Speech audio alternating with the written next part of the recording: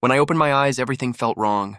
The ceiling was white, the air smelled like antiseptic, and a steady beeping echoed beside me. My throat was dry. My body ached like I'd been crushed. "What happened?" I croaked. A nurse turned toward me with soft eyes. Her name tag read Hannah. "You were in a car accident, Mr. Reed. Do you remember anything?" I tried to speak, but pain shot through my ribs. "Where's Sarah?" "My wife, was she here?" Her smile faded slightly. "She hasn't come by yet." I blinked. "What do you mean yet?" "How long have I been here?" 3 days, she said quietly. "You were unconscious. The doctors weren't sure you'd wake up this soon. 3 days. My wife hadn't come once?" That didn't make sense. "Maybe she doesn't know," I whispered. "She must be waiting outside or something." Hannah's eyes softened. "I'm sure she'll come when she can. Try to rest," but my chest tightened. Sarah always worried too much. She'd never just not show up. I tried grabbing my phone from the table, but my arm trembled. Hannah noticed and handed it to me. "Thanks," I said. My voice cracked. I opened my messages. Dozens from my sister Olivia, a few from friends, but nothing from Sarah. No missed calls, no texts. My heart started pounding faster than the monitor beside me. I called her number. It rang once, then twice, then voicemail. "Hey, it's me. I'm in the hospital. Please call me." I ended the call and stared at the screen. "She'll call back," I muttered to myself. Olivia came in later that afternoon, carrying a small bag and a forced smile. "Hey, look who's alive," she said lightly. "Liv," I said weakly. "Where's Sarah?"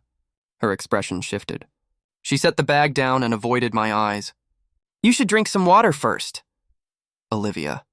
My tone was sharper than I intended. "Where is she?" She sighed. "I don't know. I've been trying to reach her too. She knows I'm here?" "She does." I stared at her. "Then why isn't she here?" Olivia hesitated. "Maybe she's scared. Accidents are hard, Ethan." "Scared?" I let out a hollow laugh. "She's my wife. I could have died, Liv." "I know." She rubbed my shoulder. "You should focus on healing. That's what matters right now." But her eyes said something else. Something she didn't want to say aloud. I didn't push. My head felt heavy and the morphine haze made everything swim. When she left, the silence filled the room again. Only the beeping kept me company. By nightfall, I couldn't take it anymore. I called Sarah again, voicemail, again. Then I texted her, "Please. I just need to hear your voice." No reply. I turned to Hannah when she came to check my vitals. "You're sure she hasn't been here?" She gave me a sympathetic look. "No one named Sarah signed in." "She's probably busy," I said, forcing a laugh. She hates hospitals. Always says they smell like death." Hannah nodded slowly, jotting notes on her clipboard. Sometimes people avoid what scares them most. Her words stung more than she realized. I closed my eyes and tried to remember the crash. I saw headlights, screeching tires, a flash of white, then nothing. Just her scream, faint, distant. Was she even in the car? I woke again around midnight to the sound of rain against the window. My phone screen lit up with one new message, Olivia. "Don't panic, but you should know something. Sarah's been distant lately. I didn't want to say anything until you were better." I stared at it, my hands shaking. I typed back, "What do you mean?" She didn't reply right away. Minutes felt like hours. Finally, just rest. "We'll talk tomorrow." "I'll be there early." I tossed the phone onto the table and turned toward the window. The rain blurred the city lights outside. My heart ached with a confusion that felt too deep to name. When morning came, Hannah walked in again with her gentle smile. "You didn't sleep much, did you?" "Waiting for someone," I said quietly. She adjusted my IV. "Sometimes waiting hurts more than the wounds." I let out a breath. "You sound like you've done this before." She smiled faintly. "I've seen a lot of people wait, Mr. Reed. Some wait forever." I didn't know what to say. A little later, Olivia came back, holding coffee and a bag of muffins. "Morning, big brother. Did she call you?" I asked immediately. Olivia's smile faltered. "No." I stared at the floor. "She's not coming, is she?" Olivia hesitated. "Maybe not today." I laughed bitterly. "Not today. Not yesterday. Not the day before. Maybe never." She reached for my hand. "Ethan, please. I just want to know why, Liv. Did I do something? Did we fight? I can't remember." You didn't do anything, she whispered. Then what? She hesitated again, her lips parting, but before she could speak, the door opened and Hannah walked in. Time for your medication. Olivia exhaled and stood. I'll tell you soon, okay? Just not yet. I watched her leave, my stomach twisting. As Hannah checked my IV, I muttered, She's hiding something. Hannah glanced at me softly. Sometimes people protect us by keeping things quiet. I closed my eyes, gripping the blanket. Or they protect themselves. When the door clicked shut, I stared at my silent phone again. The wallpaper was still Sarah and me on our wedding day. Her smile, my hand on her cheek. I pressed my thumb to her face on the screen. Where are you, Sarah? I whispered. The beeping beside me kept time with my heartbeat, steady, lonely, and painfully alive. Night came again.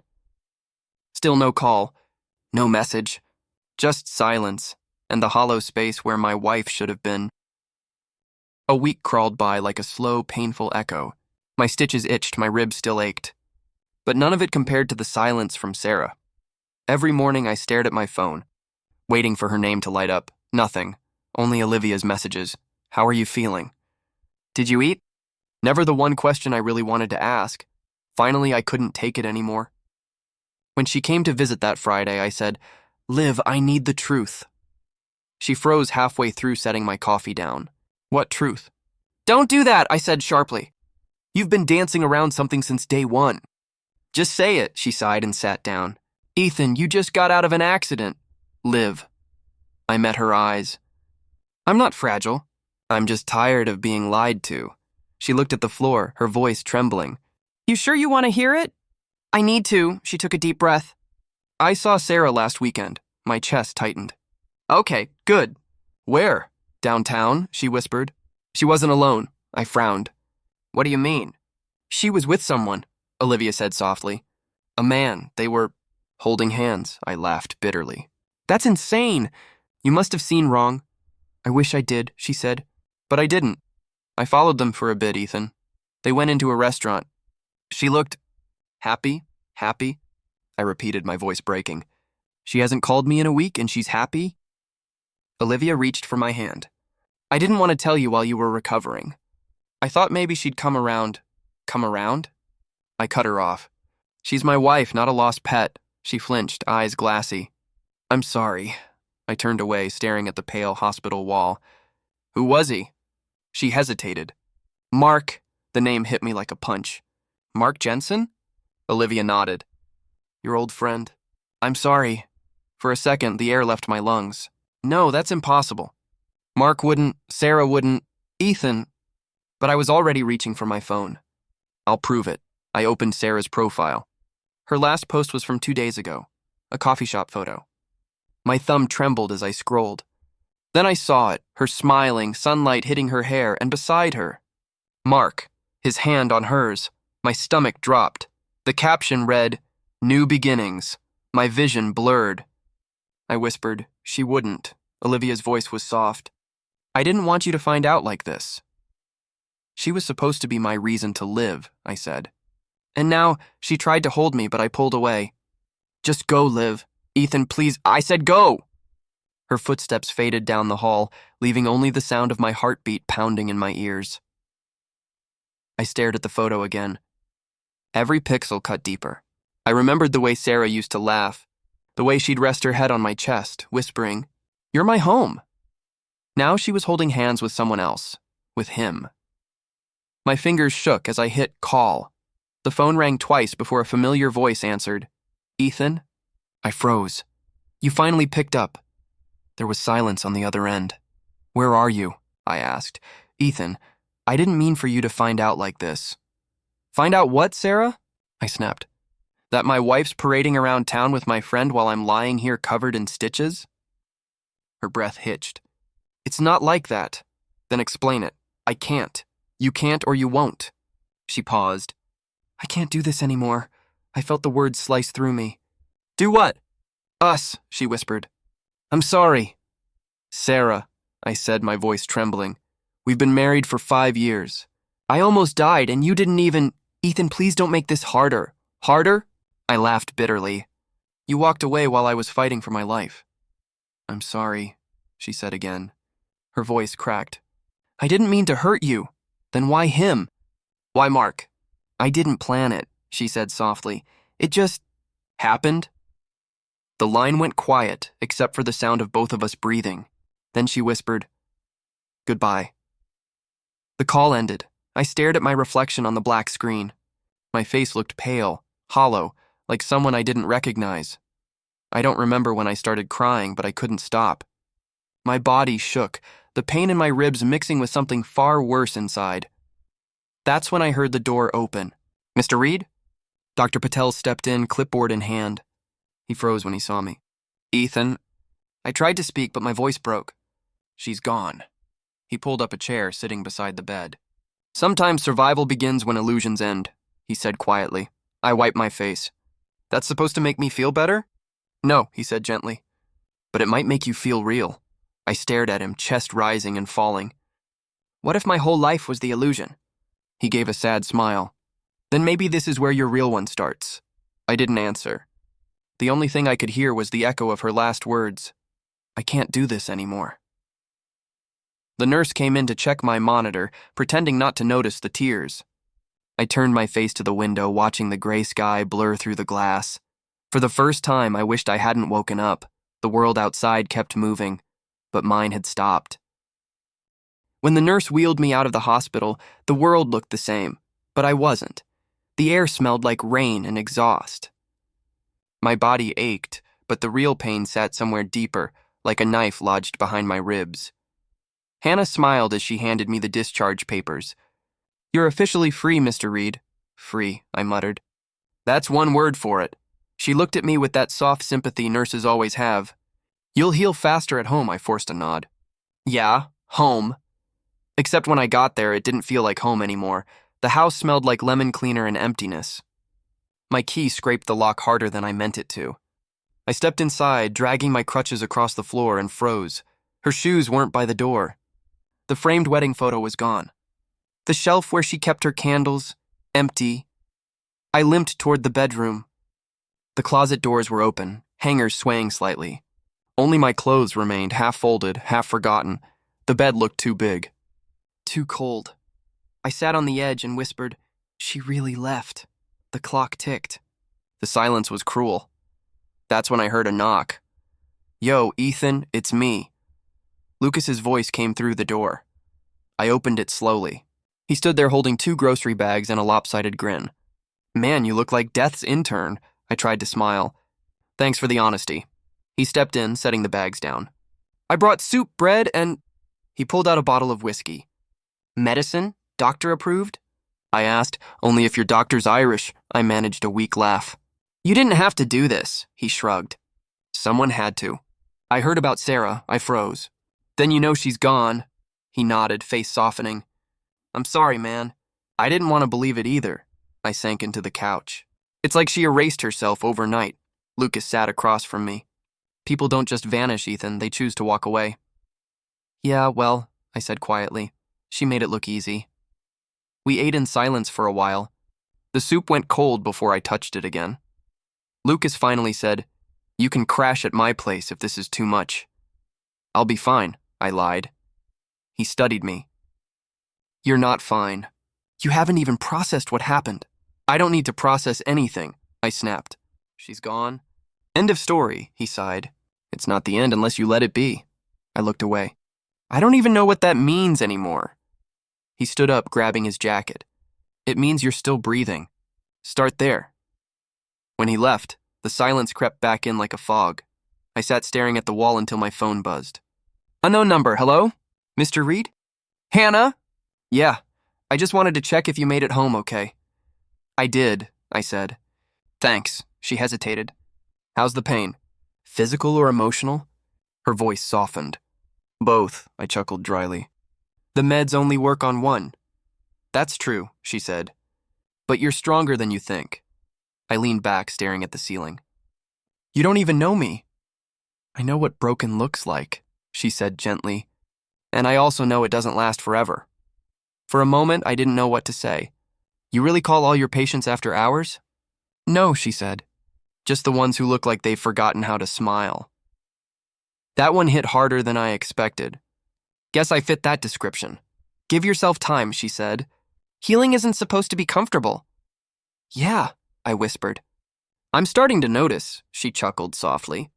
Try to eat something tonight, okay? Will do, I said. After she hung up, I sat there with the phone still in my hand, wondering why her voice felt like a lifeline I didn't deserve. The night deepened. The house stayed silent. I wandered into the bedroom, every step echoing. The lamp's dim light stretched shadows across the wall. I reached out, touching the space where her framed photo used to hang. Just a clean square on the wall now, like she'd taken even the memory of herself with her. I sat down on my side of the bed. The sheets still smelled faintly like her shampoo, lavender, and something cruel. I stared at the empty pillow beside me. The indentation was gone, as if the bed had already forgotten she ever slept there. The quiet pressed against my chest until it hurt. I whispered into the darkness. Was I really that easy to leave? The walls didn't answer. Somewhere outside, a car drove by. Headlights flashing through the window for half a second, then gone, and I realized maybe Sarah hadn't been the one who left first. Maybe I'd lost myself long before she walked away. But that night, I wasn't ready to face it, so I lay back, staring at the ceiling, counting the cracks in the paint just to stay awake, because closing my eyes only brought her back. I stared at my phone, the message sitting there like a wound that wouldn't close. I hope you're okay. Sarah, okay? That word felt like a joke. I threw the phone onto the couch and buried my face in my hands. My chest burned, not from the stitches that were still healing, but from the weight pressing inside me. Lucas's voice echoed in my head from earlier that day.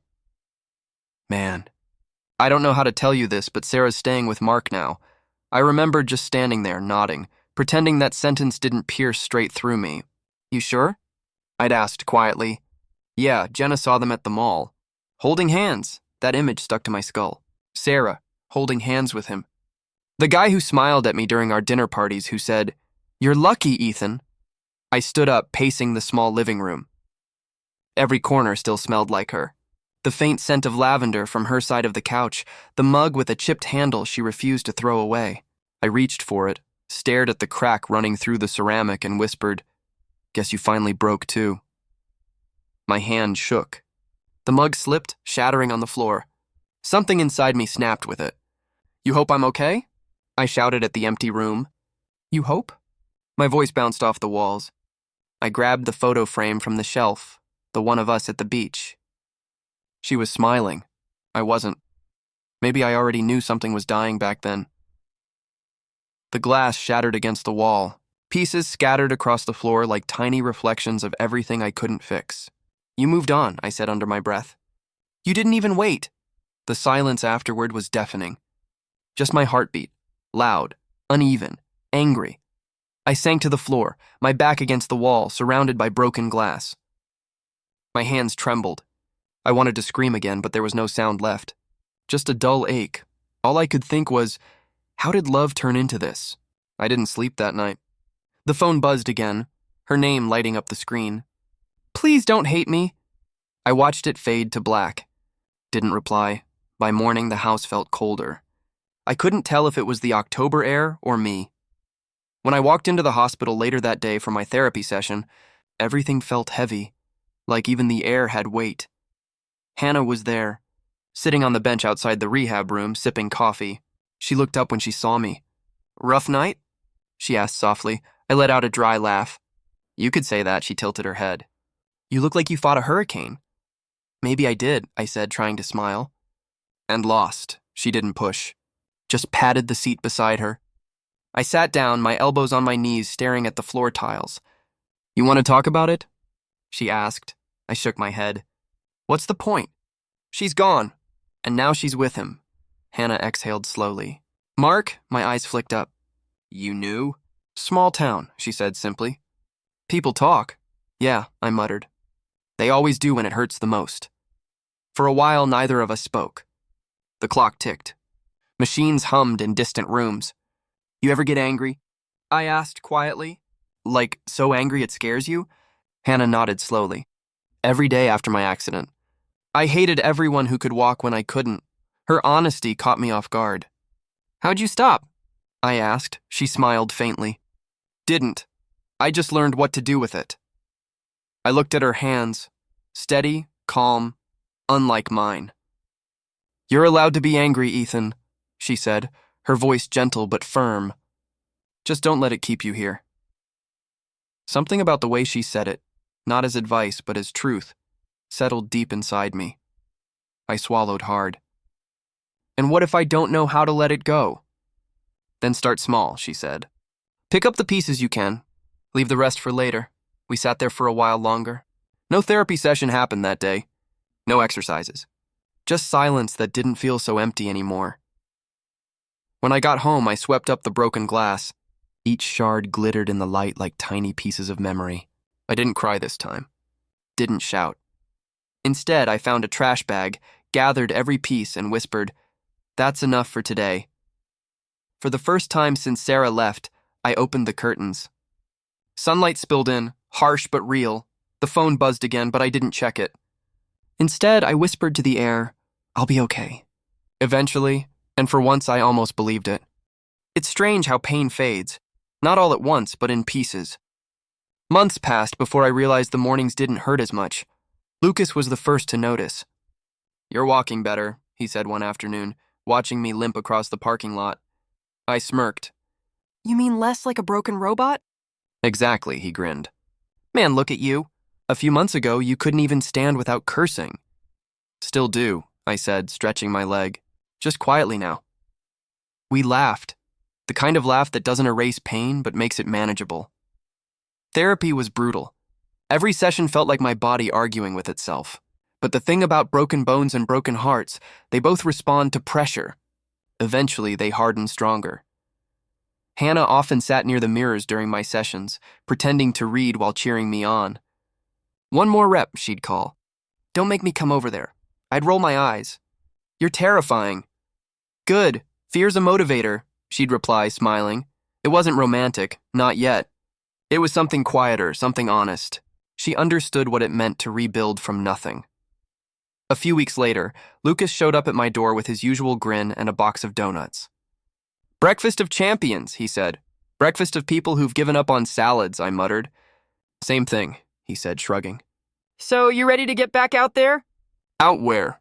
"Work, man. Mr. Grayson called me. He's been asking when you'll come back." I hesitated. "I don't know if I'm ready." "You'll never be ready," Lucas said. "You just go, then figure it out." He was right.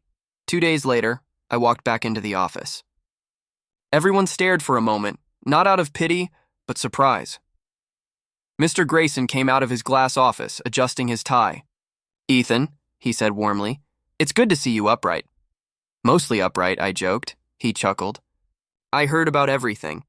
I won't pretend to understand it all, but you didn't let it destroy you. That's rare." "Didn't feel rare," I said quietly. "It is," he said, his tone softening. "And for that, I want you to take lead on the new logistics project. You've earned it, a promotion." I didn't know what to say. "Thank you, sir," I managed. When I told Lucas later, he nearly choked on his soda. "You got a promotion?" "Dude, trauma's your new career strategy." "Don't say that," I laughed.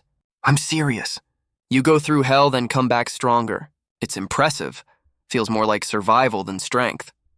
"Same thing, man. Surviving is strength." He was right again. The next few months blurred with work, therapy, and long talks with Hannah. We started volunteering together at a local charity, helping disabled kids learn computer basics. "You have patience," she said once, watching me guide a kid through typing practice, only because he doesn't talk back like Lucas. She laughed, that soft, contagious sound I'd started to crave. Sometimes we didn't talk at all. We'd just sit on the hospital rooftop, coffee in hand, watching the city lights flicker. That silence, it didn't ache anymore. It healed. One evening after a small charity event, Lucas snapped a photo of me speaking on stage. "Smile, man. You're motivational now." I rolled my eyes. "Don't you dare post that." "Too late," he said, laughing. But I did post it later, a simple photo of me holding a mic. Captioned, "Still standing." It felt like closing a chapter. The next morning, I woke to a notification. Sarah viewed your story. I stared at it for a second, waiting for the old familiar ache to return. But it didn't. Lucas texted me right after. You see who's watching? Yeah. You gonna say anything? No, I typed back. There's nothing left to say, and I meant it. That night, Hannah called. You looked good up there, she said. Confident. Fake it till you make it, I joked. You're past faking it, she said softly. You're actually making it. I didn't reply right away. Just smiled into the silence. Maybe she was right. I wasn't fixed. Not completely. Some nights I still woke up reaching for someone who wasn't there. But the difference was, I didn't stay in that darkness anymore. I got up. I moved. At the next therapy session, I caught my reflection in the mirror. Same face, same scars. But there was something new in my eyes. Not pain, not anger. Just peace, Hannah noticed too. You're finally breathing again, she said. Yeah, I replied quietly. Feels good to breathe without breaking. Told you it would happen, she smiled. I smiled back. Guess you were right, she raised an eyebrow. Say that again? Don't push it. We laughed, and for the first time in a long while, I felt light. Later that night, I opened my phone again. Sarah's name was still there in the viewer list. I stared at it one last time before turning off the screen. Goodbye, I whispered. Not out of hate, but closure. Then I looked around my apartment, the plants growing again, the light spilling in through clean windows, and thought, I made it through, and for the first time, I believed I was exactly where I needed to be. It started with whispers. I wasn't looking for them. They just found me. Lucas leaned over my desk one morning, holding his phone like it was a bomb. You won't believe this, he said. I probably won't, I muttered, still buried in reports. Mark, he's gone. Packed up, took her money, vanished, I froze. What? Yep. Cleaned out her savings, her car, everything. Guess loyalty wasn't part of his vocabulary either. I exhaled slowly. You sure? Mutual friends confirmed it. Sarah's wrecked. Lost her job last week too. I didn't know how to react. The old me would have felt satisfaction. But now all I felt was stillness. Guess karma works part-time, I said quietly. Lucas frowned. You okay, man? You sound weirdly calm. I am, I said. Too calm, maybe.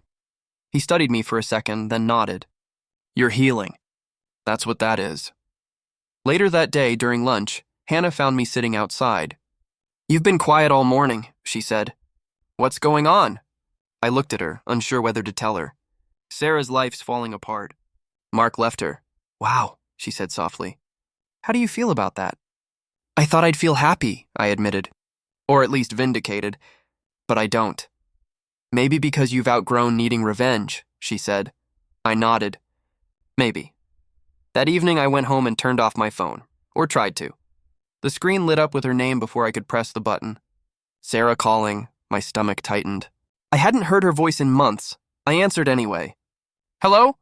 There was silence first, then a shaky breath. Ethan. It's me. I know, I said, keeping my voice flat. Please don't hang up. I need to talk. I said nothing. Everything's gone wrong, she whispered. Mark, he used me. He took everything. My job fired me. I can't even pay rent. I don't know what to do. Her voice cracked. The sound used to break me. Now it just echoed. I'm sorry you're going through that, I said quietly. I made a mistake, she sobbed. A huge one. You didn't deserve what I did. I closed my eyes. You didn't make a mistake, Sarah. You made a choice. Ethan, please. No, I said, my tone firm. You chose him. You chose to leave when I was broken, when I needed you most. That wasn't confusion. That was clarity. There was only silence on the other end, the kind that stretches and hurts. I wish I could undo it, she whispered. I used to wish that too, I said. Not anymore. And before she could say another word, I ended the call. For a long minute, I just sat there, staring at the quiet phone in my hand. No shaking hands, no racing heart. Just calm, deep, unshakable calm. Lucas texted me seconds later. You okay? Yeah, I typed back. Finally, then Hannah's message popped up. Hannah, heard from Lucas. She called, didn't she? Me. Yeah. Hannah. And? Me. I told her the truth. Hannah. Proud of you. Truly. I smiled. A real one this time. Not the forced grin I'd worn for months. The next morning felt different. The light through my window looked warmer somehow. When I got to work, Lucas handed me coffee with a grin. You seem lighter. Maybe because I finally stopped carrying something that wasn't mine, I said. Closure. Freedom, I corrected. He nodded. Looks good on you, I laughed softly. Feels better than I imagined. That evening, I went for a walk. No destination, no phone in hand. The city was alive, full of strangers who didn't know my story and didn't need to. I passed a cafe where Sarah and I once sat for hours. The memory came, but it didn't sting anymore. It was just a memory. I sat on a bench nearby, watching the sunset melt into the skyline. My reflection in the glass window beside me looked different, not because I'd changed everything around me, but because I'd changed what was inside. My phone buzzed again. Hannah this time. Still proud, her text read, followed by a smile emoji. I typed back, thanks. You were right. Letting go isn't losing. It's winning differently. Told you, she replied. Now go live. I stared at the message for a moment, then slipped the phone back in my pocket. The wind brushed my face as the city lights flickered on one by one. Somewhere behind me, the past was collapsing. Ahead, something new was building, quieter, steadier, and for the first time in years, I wasn't chasing anything. I was simply free. I was in the middle of a meeting when Lucas leaned in, whispering, "There's someone here asking for you." Who? I asked without looking up from the report. Sarah, the pen slipped from my hand. You're joking. I wish I was. She's in the lobby, looks bad, man. I hesitated, heart calm but curious. Send her in. When the door opened, I barely recognized her. Sarah stood there, thinner, eyes dull, makeup smudged like she'd been crying for days. Hi, she said softly. Hi. My voice was even. You look good. I've been better, I said. What brings you here? Her lip trembled. I miss you. The words landed flat. You miss me, I repeated, like testing the sound. Please, can we talk just for a few minutes? I studied her. The woman who once shattered me was now standing in front of my desk, hands shaking, voice breaking. Fine, I said. Coffee shop across the street. 10 minutes, she nodded quickly, like she'd been waiting for that sliver of mercy. When I walked into the cafe, she was already there. 2 cups on the table, one untouched. Thanks for coming, she whispered. I sat down. You said you wanted to talk. She stared into her cup. I was lost, Ethan. I thought the grass was greener. Mark, he promised things, and I was stupid enough to believe him. I didn't respond. The silence stretched until she looked up, tears in her eyes. I ruined everything, didn't I? Yes, I said simply. You did. I thought you'd hate me forever. I did, I admitted. Then I stopped caring. That was worse for you, I think, she blinked hard. Do you still think about us? Sometimes, I said. Mostly when I wonder how someone can walk away from a burning wreck they caused and never look back. I didn't know how to face you, she said. You were hurt, and You left when I needed you most, I interrupted. That's something time doesn't erase. Her shoulders shook as she cried quietly, drawing stares from nearby tables. I didn't reach out this time. I just watched. I deserve this, she whispered. Every bit of it. I took a sip of coffee. It's not about deserving. It's about consequences. They always come back, one way or another. She looked up, desperate. I want to make things right. I don't expect us to be what we were, but maybe we could... No, Sarah, I said softly. We couldn't. That version of me doesn't exist anymore. Ethan, please. You made your choice, I said. And I finally made mine, to live without you. For a moment, neither of us spoke. The hum of the espresso machine filled the air. Then my phone buzzed on the table. I glanced at the screen. Hannah, dinner tonight? I couldn't help the faint smile that formed. Someone special? Sarah asked weakly, noticing. Someone honest, I replied. Her face fell.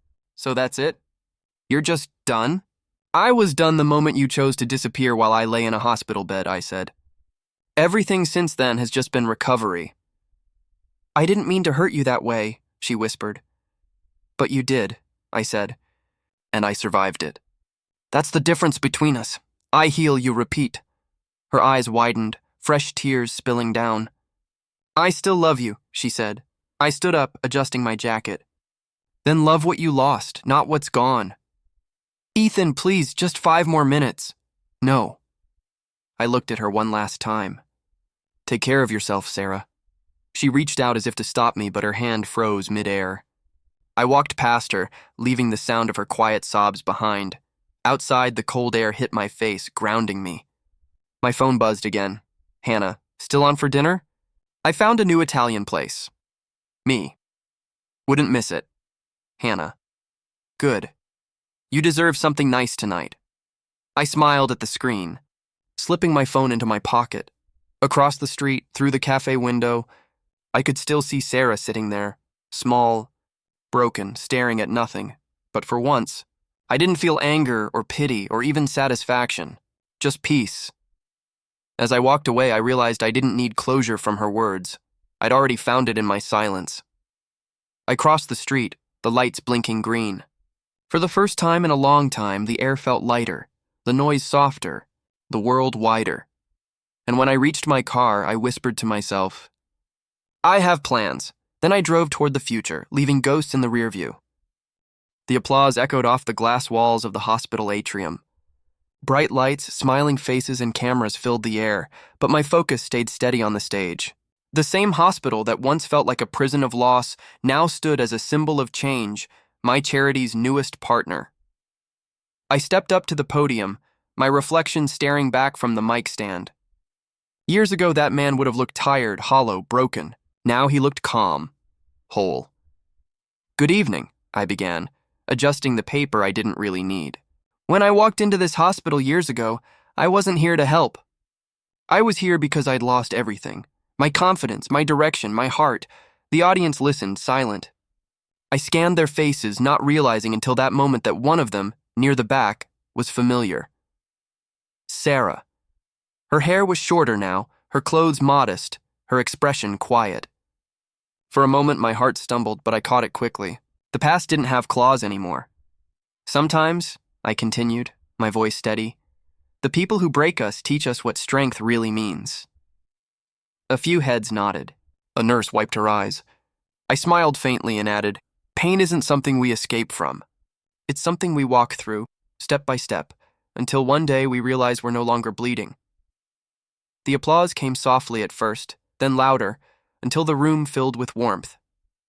I thanked them, stepped down, and handed the mic to the event coordinator.